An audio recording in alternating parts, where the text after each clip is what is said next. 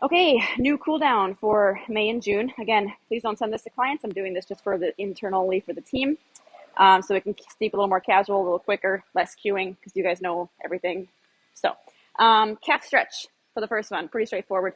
Kind of use your judgment. I have been taught at certain workshops over my 10 years of training that this calf stretch is like a contraindication for seniors because it forces too much of a stretch in the calf.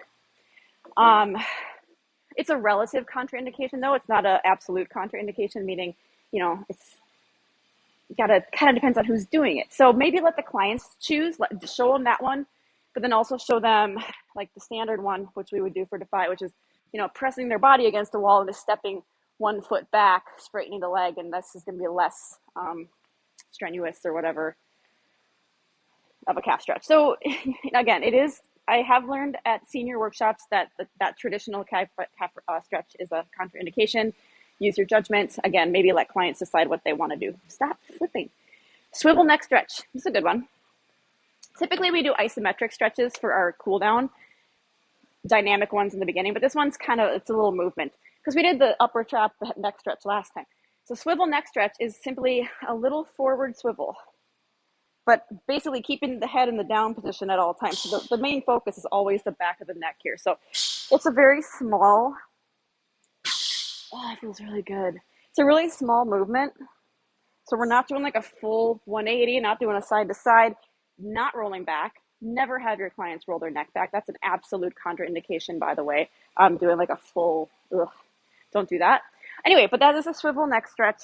So very small, tell them to cue them, just let their head be like dead weight hanging down, trying to relax their neck and traps and shoulders.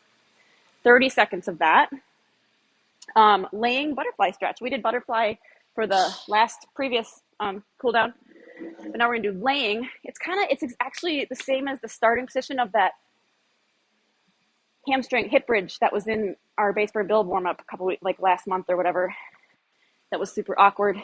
So laying down, bottoms of the feet together, and then just letting the legs fall open. Okay. So as you can see, it's standard seated butterfly. We're just laying down. Hits the hips and glutes differently. For your clients that can't get onto the floor, what did I say? Oh yeah, we're gonna have them do a very standard traditional seated hip stretch. So they'll sit on something, one leg up, leaning forward. This is such a great stretch. So that'll be your modification for the folks that can't get onto the floor. Next one, isometric single leg adduction. This one might be tricky for some of our defiers. So this will be new for them, which is great. I know a lot of them like to, especially our veterans, want to learn new things, right? So they're kind of sitting back like this. We've done something similar in base burn build. So they're going to need to step one leg out wider, and then actually step both legs out wide, whatever, because they're dipping one leg in. And we don't want them to do a full, this is called something, I forget. We don't want them to do this full tip. We want this other leg still up. So they can, however, and I'm pretty flexible in the hips, so I can get my knee all the way down. I think a lot of our defiers will probably not be able to go that low, and that's fine. But they're going to hold one side for 30 seconds, hold the other side for 30 seconds. But again, we don't want this.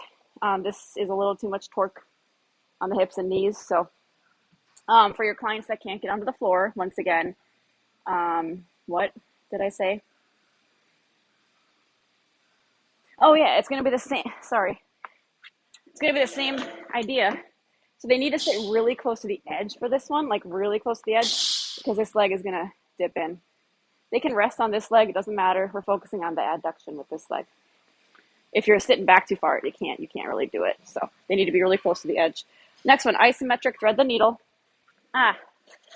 So it's child's pose with a little thread, right? So one arm under, kind of turning the head, turning the upper body a little so they're actually laying on the shoulder of the arm that's threaded under. And yeah. Oh, everyone loves this one. I mean, that's the feedback we've gotten. 30 seconds each side. So it's hard to do that on an incline because then you have to like hold one arm, but it's not that bad. They don't have to hold it up. Like they can just reach it out as long as they're getting a little rotation here. Yeah, they're not getting the pressure down on the delt. You can either also do this one on a higher for a modification on like up higher. So this one actually maybe is better. Then they can get like, no, actually I think that's worse because my shoulders are fucked up. And yeah, do not send this out to clients because I just swore. But anyway, play around with the modification for that one. And the last one, everybody, foam roller. Oh yeah, the suboccipital. This was good one. So foam roller for just one thing. Those of you who've been with us for a long time have probably noticed the final movement in the cool down is also a relaxation thing. And I learned that from my senior fitness certifications. They've all said it's such a great way for seniors to end their workout before they leave. They like that relaxation, that focus time to just rest. There's obviously physical benefits to that as well. So the last cool down is always something kind of relaxing, and this one is just so relaxing. So we're gonna have it's suboccipital, which sounds gross. It's like at the back, it's like your skull.